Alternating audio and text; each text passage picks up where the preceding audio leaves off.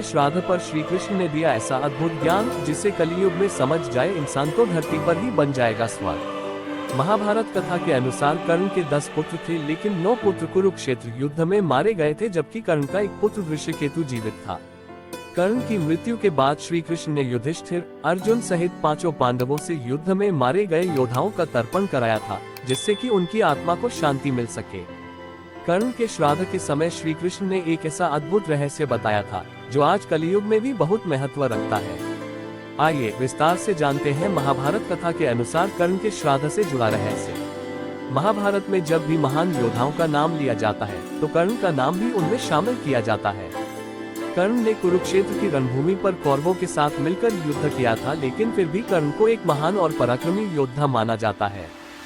शायद यही कारण है कि कर्ण के जीवन की तरह ही उनकी मृत्यु से भी कई ऐसी घटनाएं जुड़ी हुई हैं, जिनके बारे में आज भी बातें होती हैं।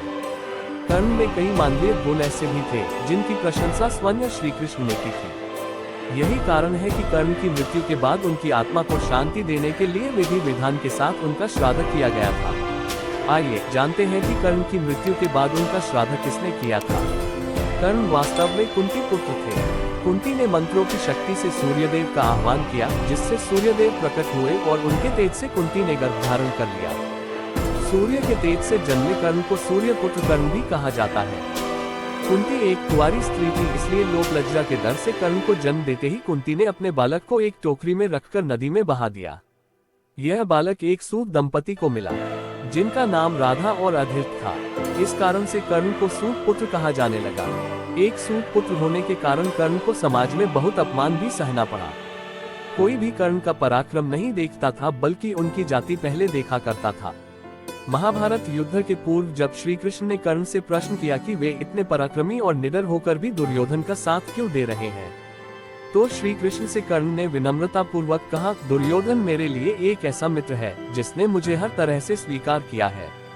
उसने मेरी जाति देखकर मुझे मित्र नहीं बनाया और न ही अस्वीकार किया, बल्कि उसने मेरा कौशल देखा। उसे पता है कि मैं सबसे पहले एक योद्धा हूँ, इसलिए उसने हमेशा ही मुझे एक योद्धा और एक मित्र की तरह सम्मान और प्रेम दिया। दूसरी तरफ मेरी जाति के कारण मेरी प्रतिभा को कोई देख न सका, इसलिए इस युद्ध में पराजय मिले या फिर मृत्यु, मैं केवल दुर्योधन का साथ ही दूंगा। कर्ण का उत्तर सुनकर श्री कृष्ण के चेहरे पर मुस्कान आ गई। कुरुक्षेत्र की रक्तरंजित रणभूमि पर कर्ण की मृत्यु का कारण 3 शाप बने थे। पहला शाप परशुराम जी ने कर्ण को दिया था, जब कर्ण ने अपनी पहचान छुपाकर परशुराम जी से शिक्षा दीक्षा ली थी। दूसरा शाप कर्ण को धरती माँ ने दिया था, जब एक छोटी बच्ची की सहायता के लिए कर्ण ने एक तीर को अभिमंत्रित करके धरती पर चलाया था, जिसके कारण धरती माँ को बहुत कष्ट हुआ था। कर्ण की मृत्यु का कारण तीसरा शाप भी बना। एक गौ सेवक ने कर्ण को शाप दिया था, क्योंकि एक भूल के कारण कर्ण ने एक बछड़े को मार दिया था। कुरुक्षेत्र युद्ध के 17वें दिन इन तीनों शाप का असर हुआ और अर्जुन से युद्ध करते समय कर्ण के रथ का पहिया धरती में धंस गया। कर्ण पहिए को निकालने के लिए जैसे ही रथ से नीचे गए तो अर्जुन ने निहत्थे कर्ण पर तीर से वार करके कर्ण को मृत्यु के घाट उतार दिया। जब कर्ण की मृत्यु की सूचना हस्तिनापुर में पहुंची तो कुंती रणभूमि पर लगे शिविर में पहुंची और कर्ण को मृत्यु के समीप देखकर फूट फूट कर रोने लगी। कुंती को इस तरह से रोता देखकर जब युधिष्ठिर ने इसका कारण पूछा तो श्री कृष्ण के कहने पर कुंती ने युधिष्ठिर सहित सभी पांडवों को कर्ण के जन्म की कथा सुना दी। पांडवों को ये सुनकर बहुत दुख हुआ कि वे इस सत्य को नहीं जानते थे कि कर्ण उनका ही भाई है। तब श्री कृष्ण ने पांडवों को बताया कि कुछ समय पूर्व कुंती ने कर्ण को ये सत्य बताकर उनसे वचन लिया था कि वे उनके किसी पुत्र को हानि नहीं पहुंचाएंगे। युधिष्ठिर इस कारण से कुंती से बहुत नाराज हुए। जब महाभारत का युद्ध समाप्त हो गया तो श्री कृष्ण के कहने पर धर्मराज युधिष्ठिर सहित बाकी पांडवों ने युद्धस्थल पर मारे गए योद्धाओं की आत्मा की शांति के लिए विधि विधान के साथ तर्पण किया। इसके बाद श्री कृष्ण ने कहा युधिष्ठिर से कहा कि अब वे कर्ण का श्राद्ध भी करें। युधिष्ठिर ने कहा कि कर्ण का श्राद्ध करने के लिए कर्ण एक पुत्र ऋषिकेतु शेष है। तब श्री कृष्ण ने कहा कि हे धर्मराज, आप साक्षात यमराज के अंश हैं। ऐसे में आपके हाथों से कर्ण का श्राद्ध किए जाने पर उनकी आत्मा को पितरों के साथ स्थान मिलेगा। श्री कृष्ण ने आगे कहा कि कर्ण आप सभी पांडव भाइयों में सबसे बड़े भाई थे। ऐसे में बड़े भाई के प्रति आप सभी का कर्तव्य है कि आप सभी मिलकर उनका श्राद्ध करें, क्योंकि बड़ा भाई पिता समान होता है।